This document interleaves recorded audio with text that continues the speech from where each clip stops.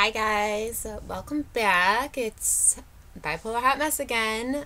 This is the fourth video in my DBT series.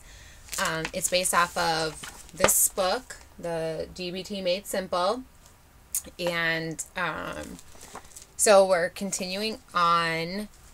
Like I did in the last video, I want to mention I'm not a doctor, I'm not a psychiatrist, psychologist, psychotherapist, or nothing. I'm not licensed in anything, so I'm not practicing anything.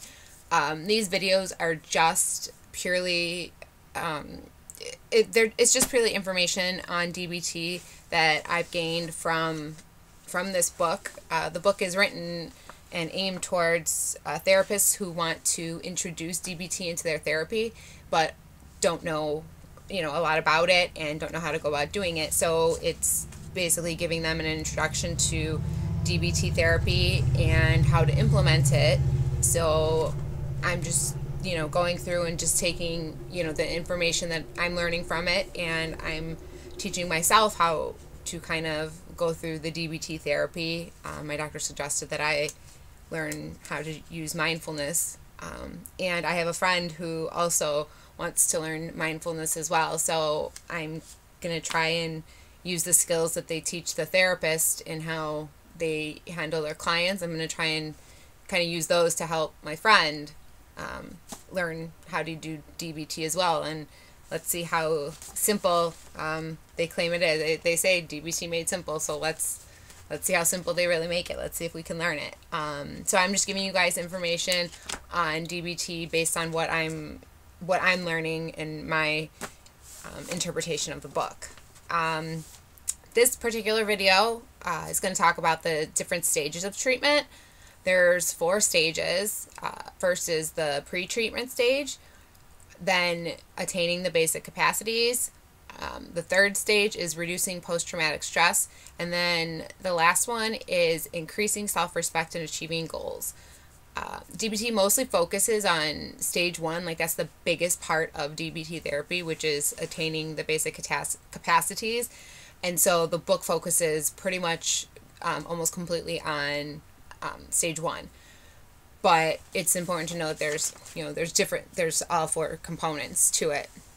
In the pre-treatment stage, the therapist and the patient decide whether or not they're going to be able to work together, if they're compatible. So it's like you meet your therapist and you kind of just see how comfortable you are with them. Kind of like you pick out your therapist in any situation.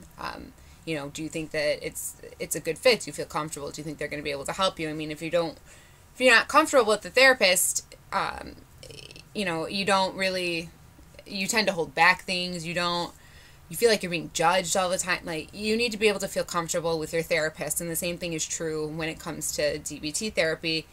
You go and you meet with them and, check it out and see how you feel.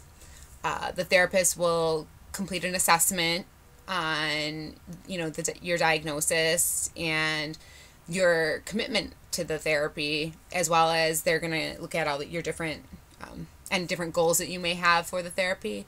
You may walk right in the door and have certain goals that you want to achieve. You may walk in and not really know exactly what it is you want to achieve with it, but they're going to help you. They're going to just fill out an assessment and then, try to figure out if you guys are going to be a good fit. Then the second stage, which is attaining the basic capacities. This is the stage that it's obviously the biggest form in. It focuses on the behaviors that pose a direct threat to your safety and stability. So these are the things like your self-harm, purging, any of those types of behaviors. That's what this stage is focusing on, and it's focusing on trying to help you get away from those behaviors so that you don't continue them.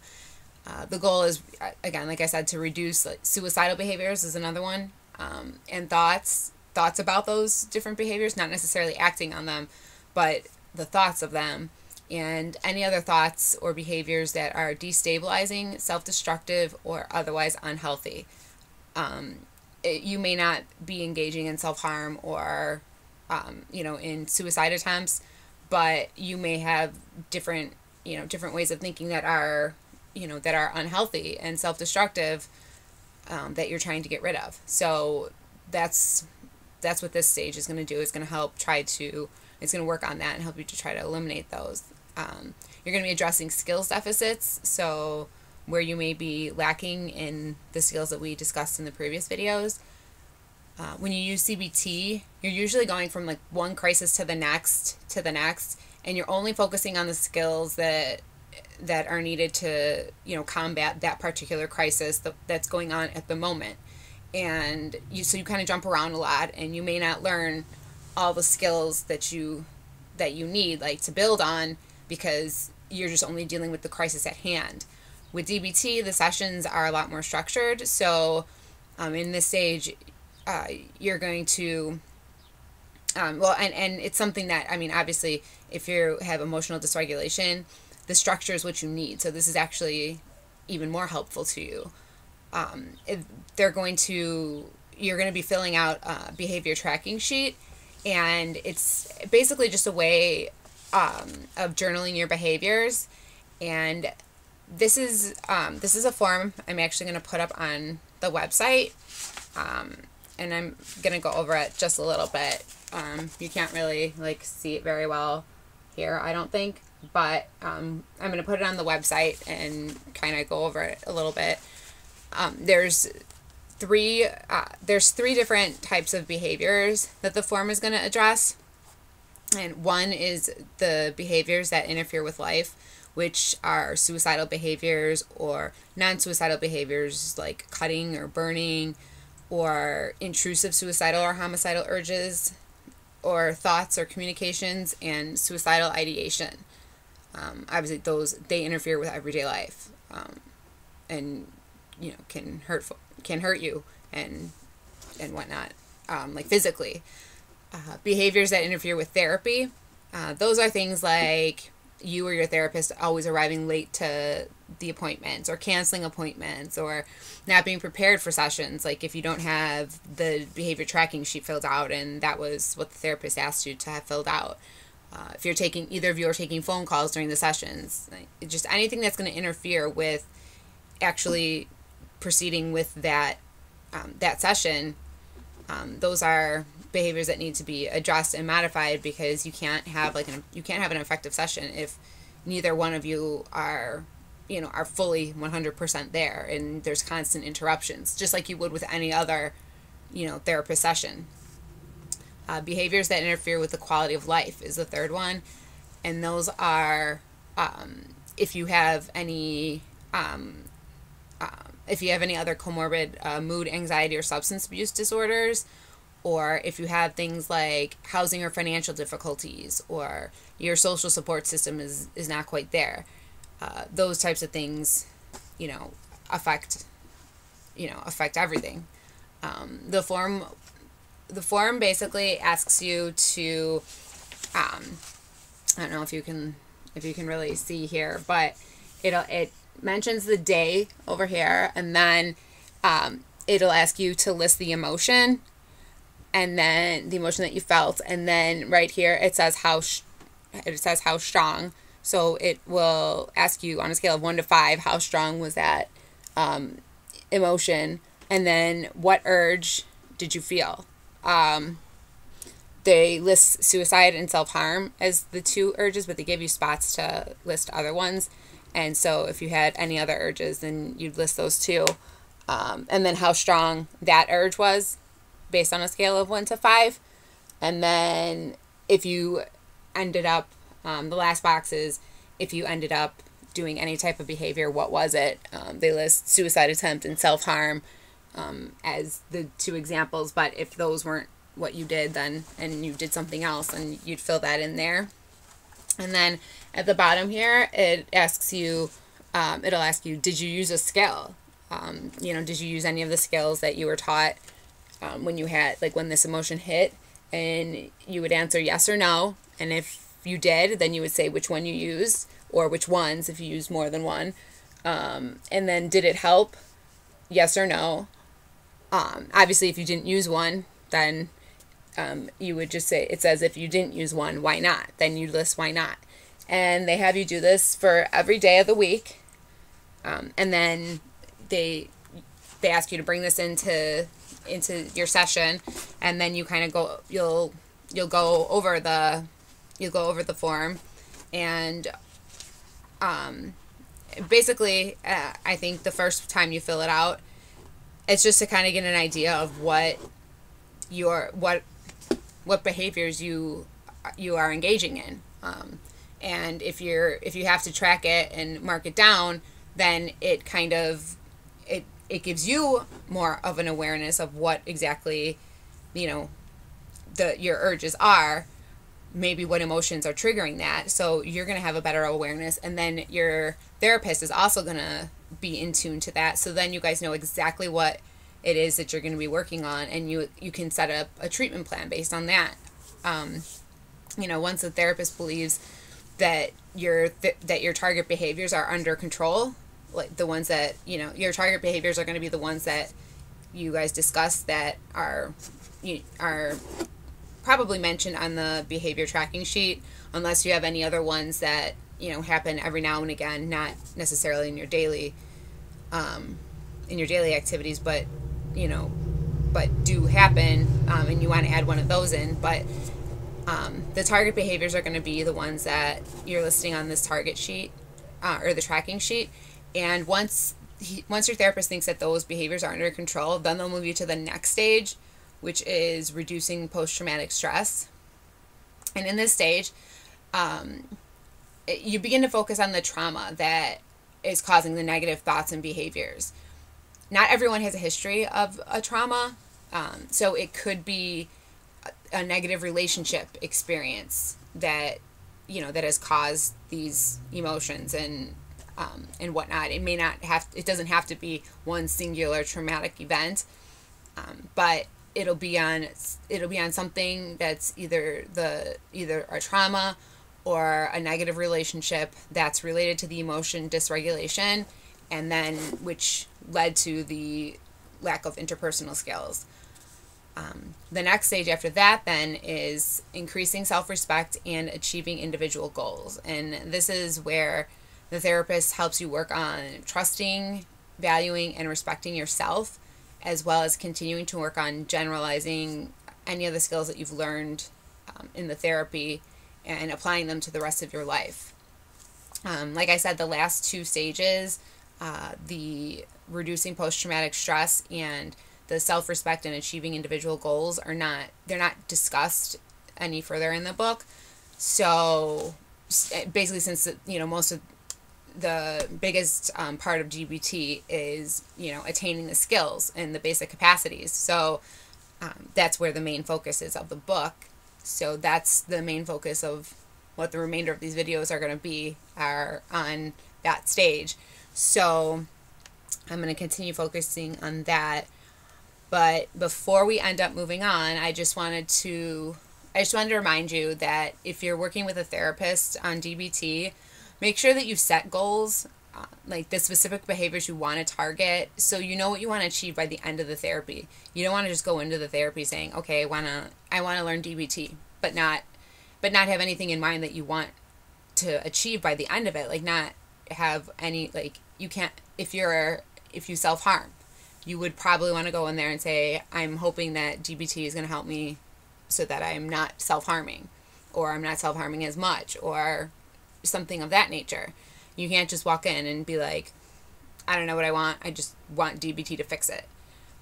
You got to have some sort of goal. Like, I want to be able to identify, my negative behaviors and work on one of them.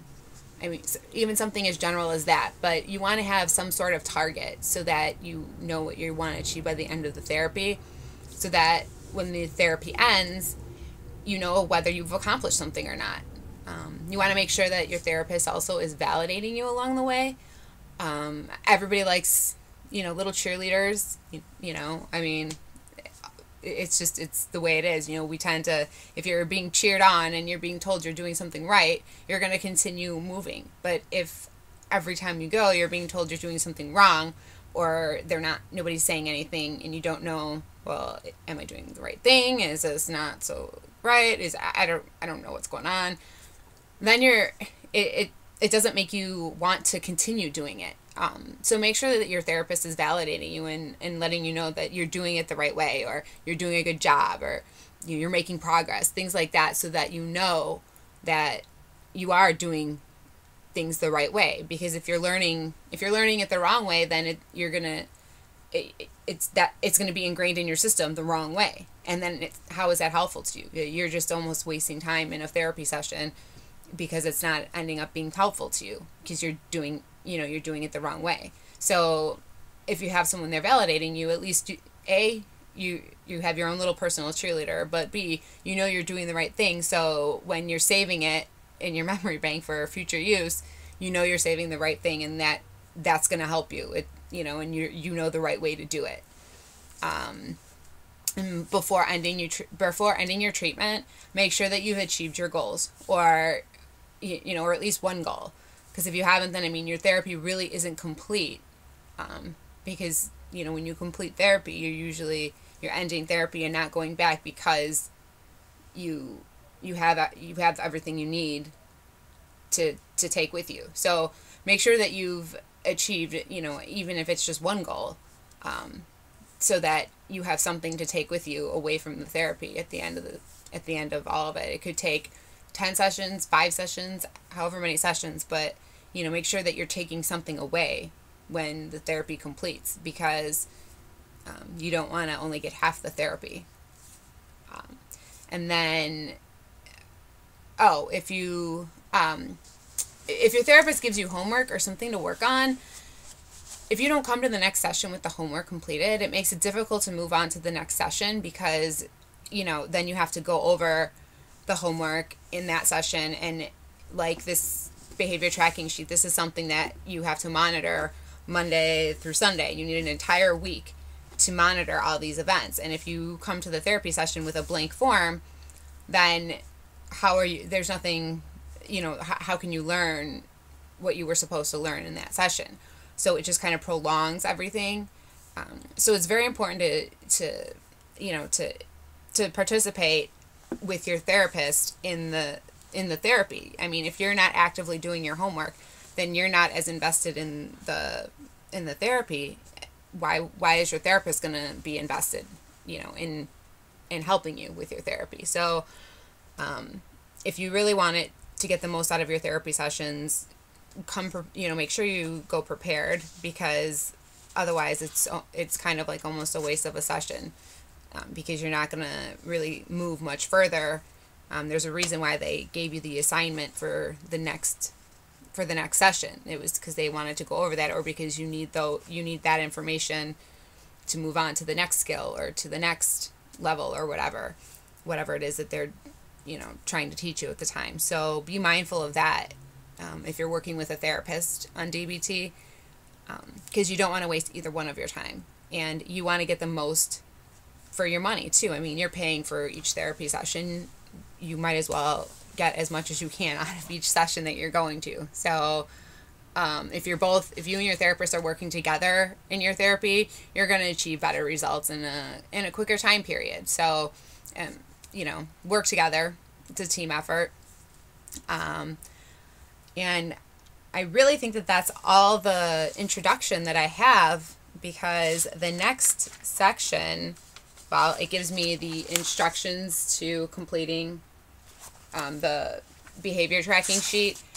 And then after that, let's see here, it talks about some more stuff for the therapist. And then we've got communicating. It talks about how it actually goes into teaching the therapist how to validate and using validation. So they are definitely validation is definitely a big factor when it in DBT therapy. So, and communication, and so it goes into all of that. And then let's see, it talks about homework, and why you should do your homework. And then we have part 2, which is the skills. I don't know if you can see it. Can you see that? Okay. The skills. So this is, I think, the part everybody's been waiting for. The introduction to mindfulness. So that said, I think that I'm going to end this now. So we can get down to the nitty gritty, and I can go ahead and prepare this section up for you, and maybe give you at least a little bit of an introduction to mindfulness by the end of tonight. I think I have enough hours in the day where I can, in today left, where I can at least give you guys a little bit of an introduction, maybe give you guys one or two exercises that they teach you to do. So I'll try to get that done for you. In the meantime, I'm going to also, the first thing I'm actually going to do is scan in and post up the behavior tracking sheet for you guys to look at, and I'm going to also scan and post up the instructions for filling it out. So if anyone is following along with the videos and is just kind of playing around and messing around with everything, you guys can look at those and maybe start even tracking your things and giving me some feedback on it, because I would really appreciate any feedback that you guys would have as well. And I did, we have the publisher of this book, New Harbinger Publications. That's the publisher that I work with on, on all of, well, they're the publishing company that send me these books to read and review and such. And I showed her the first couple videos, and she's really excited to see how these end up turning out. So she's really excited about it as well. So if you guys can give me feedback too, the feedback is going to go directly back to the publisher as well, and we'll make it back to the author, I'm sure. So your feedback is not only going to be helpful to me and to anyone else who's following along in the videos, but also to the publisher and the author, which I know as an author, getting feedback, like real live feedback from people who are either following along or reading the book or using the stuff, it's so helpful, because it helps us in, how our approach to everything. And especially as an author, if we're writing self-help books and things like that, and things that we're trying to, help other people and get them to use, we want to make them as user-friendly as possible, because we want them to learn the skills, and we want them to, to have an easy time doing it. We don't want to make it, super, super hard, because then nobody's going to want to learn it if it's super hard. So your feedback is really important to us. So comments and stuff, you can post them on my Facebook page for the Musings of the Bipolar Hot Mess, or at www.bipolarhotmess.com on the website, or you can email me. My email address is bipolarhotmess@gmail.com. So, anyway, well, I will see you next time, and we will be talking about mindfulness. Yay! Okay, if I had some glitter right now, I would throw it, but I am fresh out of glitter, so we're just going to have to go with the yay! Okay, I will see you guys soon.